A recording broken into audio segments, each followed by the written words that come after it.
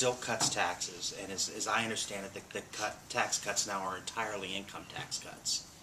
How does that play out in the long run? Is that sustainable? Well, that's the issue. In order to do that, they chose the more optimistic revenue and Medicaid spending assumptions that were available to them,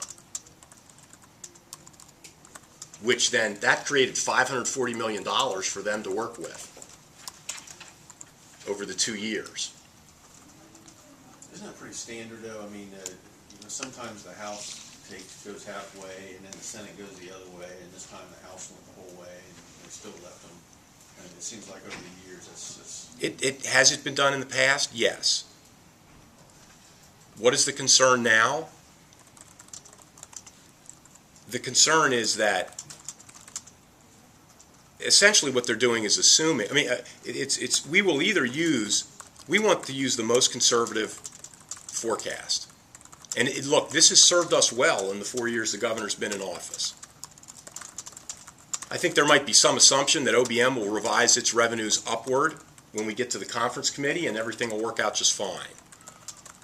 Well, there's no guarantee that that's the case. And in fact, if you look at some of the, I mentioned this in my testimony to the Senate Finance Committee, we've already seen some economic forecasters, including the one that we use, actually reduce expectations for economic growth this year and in the coming years as a result of the particularly weak performance of this first quarter. I mean, just yesterday it was announced that the gross domestic product of the first quarter grew by 0.2%. I mean, that's well below the assumption that we had. I mean, we had it up over 2. We are forecasters. And the expectation of that has had our forecaster already since the forecast that we use of ratcheting back on their projections for economic growth, and that'll flow through. That potentially flows through into the revenue estimates that we do. So, come June, we're going to want to use the most conservative revenue estimate that's available. And if the legislature has used higher assumptions, it means that there's going to have to be some adjustments made. There's going to have to be some spending come out of this bill. How does this all play out with the limit on spending growth that the state has to, I guess, now start worrying about? I mean, if they're spending more, won't it drive it up to that? Well, much of their spending is outside of the GRF, and therefore outside of the purview of the SAL. Okay. I tell you, I have not yet made an assessment of how the House bill matches up against the SAL.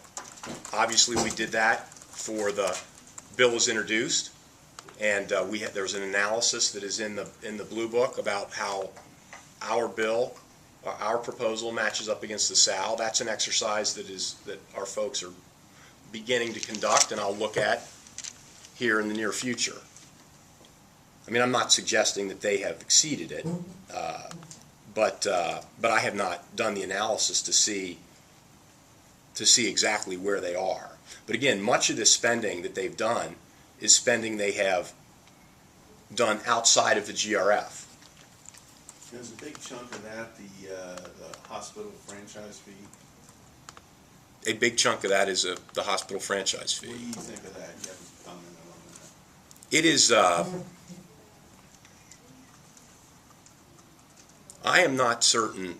Well, just that on Medicaid, I didn't mention the fact that there are a number of funding increases for particular provider groups, including hospitals through this franchise fee and through nursing homes. And particularly the hospital and the nursing home funding increases, we're not, there's no, we are not getting any additional value requirements out of this. You know, one of the things that Greg Murphy is working on, or Greg Moody,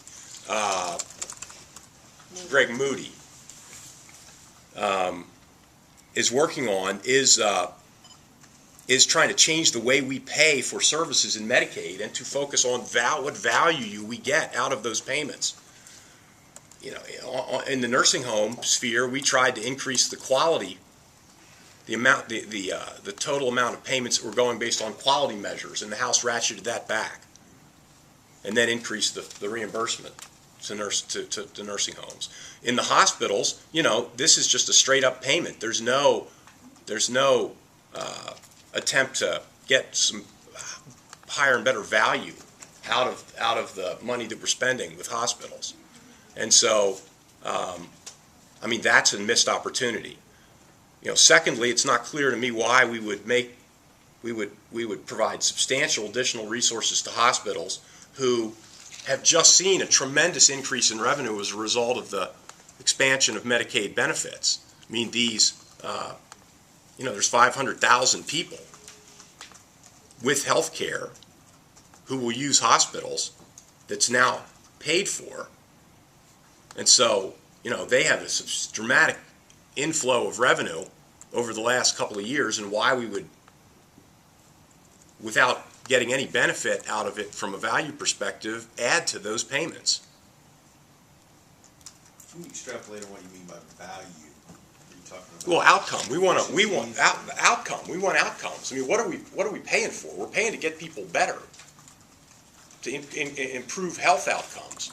We're not paying for them to go into the hospital and have a procedure and come out. And so, again, got to talk more to Moody about that.